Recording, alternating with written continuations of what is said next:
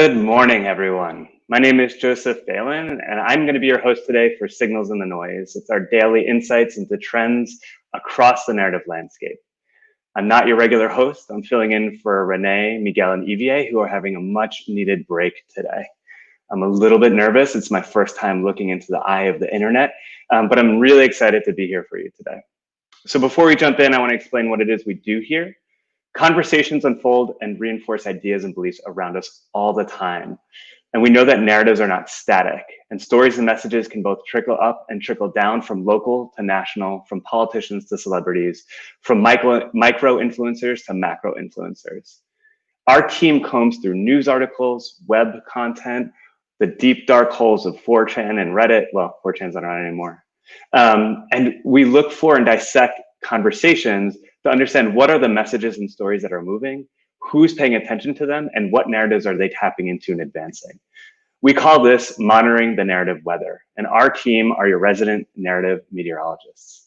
Today, I'm going to take you through the latest, where we talk about the narrative context that we are in, and we're going to try something new today. Since we don't have Evier, Renee, and Miguel, we're going to do a new segment called Voices from the Field, where I'm going to be joined by Janae Bates to talk about her work in Minnesota and shaping the narrative landscape and mobilizing voters over the last several years.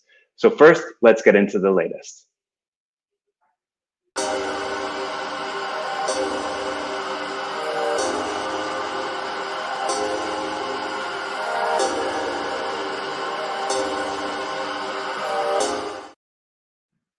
Y'all, like many of you, I am tired. It has been a long year. It has been a long 4 years. On Saturday, I realized I've been holding my breath since Donald Trump entered the primaries in 2016. Already over the weekend, we're hearing a bunch of different stories. There's one really big story that's aiming for contention to dominate how we understand this election and what's coming next. And that dominant story is one in which Biden doesn't have a mandate to govern. The country is too divided, and he won't be able to move any progressive policies because he'll be beholden to Trump's America. Now, this story is so dominant that we saw when Biden gave his speech on Saturday night, he really leaned into talking about a wide coalition that elected him. He called for unity across political identities and divides, and he leaned to his campaign's long-standing talking point of it's time to save the soul of America. Now, for some audiences, this was a call for a return to normalcy, to a more polite time, a return to a neoliberal centrism. Meanwhile, Harris named that the real power and representation, visibility, and positionality of having a Black, mixed race, Desi woman as the VP-elect. Of note, the campaign had Harris speak at all, which doesn't usually happen at these types of events for the VP-elect. Harris explicitly named the shoulders of giants that she stands on and the long arc of progress that brought her to this victory. She didn't even stop there, though. She also named the 4 years of protesting in the streets. And while Biden explicitly named and expanded the conception of his electoral coalition, inviting in white conservatives, right? This makes sense then that some audiences, some segments of the left are out here already chastising those of us who popped some champagne bottles on Saturday. Why would you be celebrating Biden and Harris? They're still capitalists. This country is still racist. Jeff Bezos is still a mega crook while Amazon workers are screwed out of a decent living. Duh. We all know this, right? But we got some breathing room here with this victory and this defeat of Trump. From others in Biden's broad coalition, we're hearing a different story. One from Democratic electeds who are whining about the reason they took hits down ballot was because of the quote radicals pushing an anti-police agenda, right? These are two opposing stories within the same coalition that Biden is claiming led to his electoral victory. One story that I've been a fan of is the role the Movement for Black Lives has played in energizing and mobilizing people to the polls, in drawing the line around Trumpism and calling the question of what kind of country do we want to live in? And this story has receipts. Some of the largest demonstrations to rock our country have happened in the last 9 months. And there's been sustained movement for over 6 years, pushing for change, deep, deep change in this country. Another emergent narrative from this election is the significant importance of longstanding women of color leadership in building organizations and infrastructures that embolden and advance an electorate grounded in racial justice. We see this strongly with Black women leadership in Georgia, from Stacey Abrams as the founder of the New Georgia Project to Nsé Ufo as the ED of that organization, as well as folks like Tamika Atkins and Amy Castanel, to name a few. In New Mexico, we have the first in history of the state all women of color, Indigenous and Latinx delegation to the House of Representatives, including Representatives Deb Haaland, Yvette Herrell, Teresa Lega Fernandez. And we have to include Pennsylvania and Arizona with leadership from organizations like Lucha and PA Stand Up into this story of building a coalition that is fighting for racial justice led by women of color. All of these stories are being told by people in what Biden assumes is his electoral coalition. You're going to hear me say this over and over, but an electoral coalition does not always equal a governing coalition. We are in a moment where there's competition for the big story of a Biden victory. Whichever one of these stories dominates will dictate what we do next, what actions we take, and what possibilities are on the horizon. And if this story is even the story, is Biden's victory the story, or are we looking at a story of a Trump defeat? Again, this will determine what's possible next. And the jockeying for making meaning in this moment, for owning this story, isn't happening in a vacuum for the left and progressives. Trump is still trying to win. Hilarious, right? I've seen this wonderful meme of a little baby being pulled out of a daycare. I've been dreaming of sending the man a moving van to get him out of that White House. But no matter how laughable it is that he is trying to win, the right is still not demobilizing. We continue to see a cacophony of confusing messaging, from the stop the count to count every vote. The deep contradictions of those messages are just mind-bending. We're starting to hear Trump voters claim disenfranchisement, a concept that we in the progressive and left side have felt that we've owned for quite some time. Of course, underlying all of this is the idea that where Black people vote en masse, specifically in Philly and Detroit, there must be fraud. Some in the conservative media aren't just implying this, they're calling for voting not to be so easy. This is both laughable and ahistoric in terms of how, quote unquote, easy it has been for many people to vote. Of course, this taps into the deep narratives in society that equates Blackness with criminality. The very narrative that the movement for Black Lives has been bringing a multiracial coalition into motion to oppose, upend, and end for the future generations. We are in an important moment where we can move forward stories that foreshadow the world we want and ground ideas and beliefs that shape the coalition in which we are creating the world, the conditions in which we are creating the world. There are a lot of awesome and inspiring people doing just this right now. And to that end, I'm going to stop this monologue, and I'm going to bring in Janae Bates for our next section, Voices from the Field.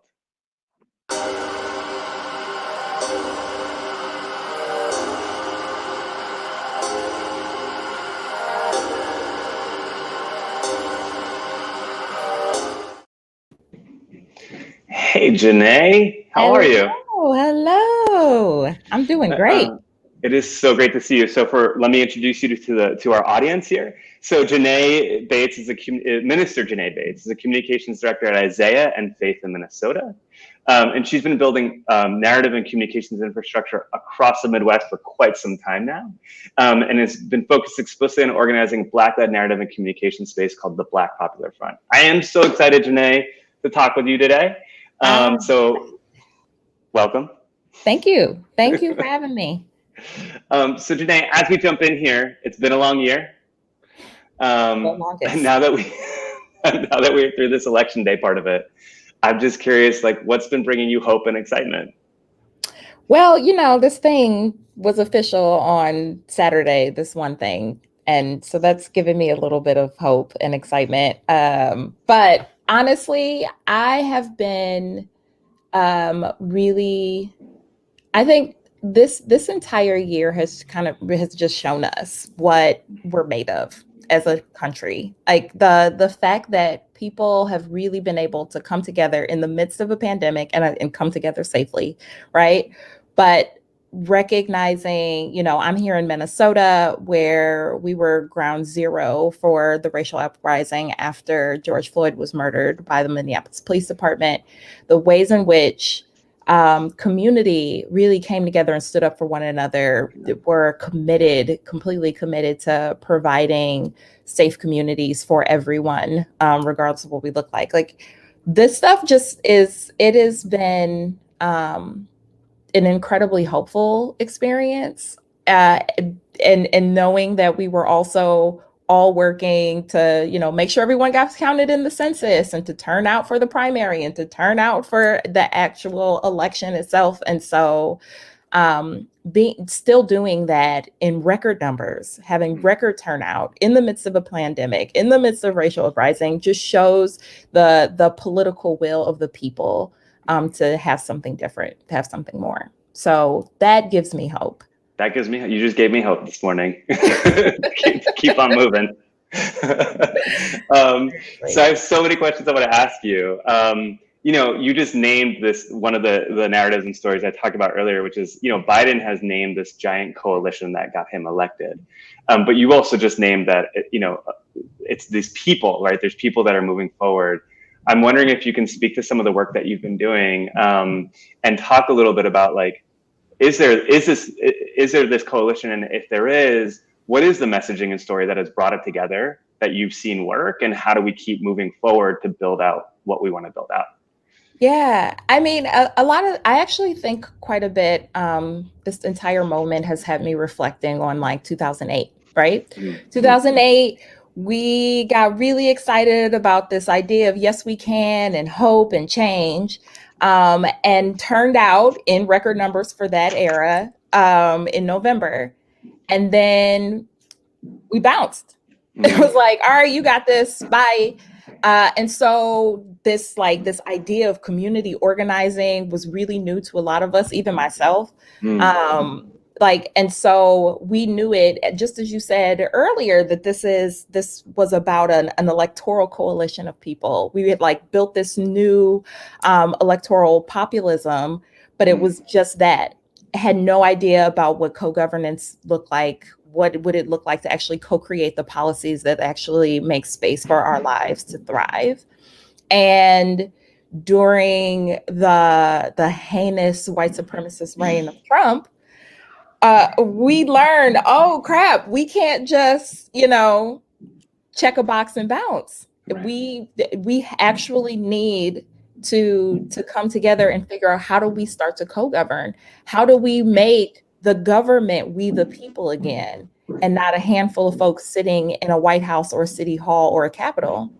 And so, this the work that we've been doing in Minnesota, that has really been about building this new this new electorate, this new group of people who are not just committed to voting in candidates to kinging or queening someone, but actually are about creating the policies, the legislation, unrigging the rules in this country that have made it impossible for Black folks and Latinx folks and Native folks and queer folks to actually have thriving lives.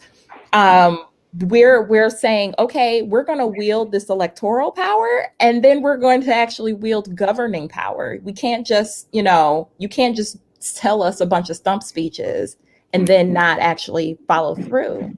And so, doing this work, actually working with folks here in Minnesota and across the country, as you mentioned, with Black Popular Front, being able to have, conversations with folks across race, but one that actually centers people who have been marginalized for a long time. And having these honest conversations with our neighbors about what we can have together, what we can build together when we work together. And that we don't, we're told stories about each other. We're told stories that white folks and Black folks don't have enough in common to co-govern together. Of course, these are lies that benefit a handful of people.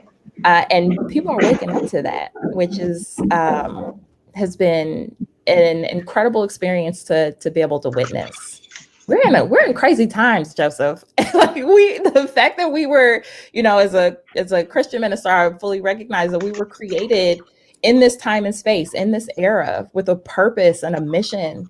And so, it's a divine and amazing thing that we get to be here helping to implement and usher in this new era. Yeah, I mean, you just spoke to you again. You're just bringing the hope, Janae, this morning of all the things that are possible. And I think building on the foundational work that you've been doing in Minnesota for so long, what has been, it's been Saturday, right? We were talking earlier, like the champagne bottles were popping, people are out in the street celebrating. Mm-hmm. And some people are celebrating in different ways, right? For some people, this is the savior, right? Like Biden is now for the deep Democrats among us, he's a savior. For the people that maybe a little more in the left or the progressive space, he is, we're wary, right? What's going to happen next year? Yeah. And you spoke to this broad coalition that may or may not be the coalition that Biden spoke to in his speech. I'm curious, like, what are the stories that you are thinking about now? The stories and the narratives you are thinking about with the audiences that you're engaging with that will keep people in that motion, right? Like, we're tired, right? We're all bone tired here. And you mentioned like the 2008, we were a little tired then. I think we're less tired. We're a bit more hyped up, and still people went home, packed it up, right? Yeah. So what are those stories? What are those narratives that you're seeing that you think we need to be moving now? I think there's a number of stories, right? There's the fact that Latinx folks and Black folks turned out in record numbers, undeniably turned out in record numbers to vote, and they did it because we knew that our voices weren't going to be silenced, but we also did it because we desire and deserve a life that we're not seeing manifest right now. And we knew that with this particular candidate, this gave us the most space and opportunity to create that. We also saw, there's most certainly like a story about like white women in suburbs who finally woke up. But like the reality is that, it may be true that there's a swath of white women that were like, oh, turns out Trump wasn't who we needed. But I think more than that, it's that we recognized we actually are interdependent as human beings. We have to, like, if you look at the states and those states that were turning red to blue and where those spaces were happening. I'm sorry, I'm like on a tangent, but I'm thinking about when I talked to my dad, during this whole thing, and he's like, I don't know, there's a lot of red land. And I'm like, Dad, that's exactly what it is, land. Like, if you think about where there are people, when people are living right next door to each other, it's really hard to be like, oh, I don't trust you because you're Black or you're Muslim or you're an immigrant. It's like, I live next to you. I see you every day. My kids go to school with your kids. Like, right. We are, as human beings, connection is just a natural tendency of ours. And so once we have, gone through this pandemic, we've gone through, witnessing murders live and on television, by unaccountable agencies. As human beings, there is just something within us that has to say, you know what, like, I have to make sure that we're taking care of each other. And this week has been the longest year of our life, right? So it is, I do think that the things that need to keep moving forward, the stories that we need to keep advancing are the ones about all these folks who, against all odds said, I'm going to go vote. I'm going to go and do this thing. And it's not because I want to crown a king. It's because I want to build a life. And so we're ready. I really believe it. I think we're ready. We've had quite enough tests. And even those, like, let's also have the honest conversation. There's a bunch of people who voted for Trump still. And a lot of folks are sad about that. I'm actually kind of appreciative that that we didn't get this like full blown landslide that folks were hoping for.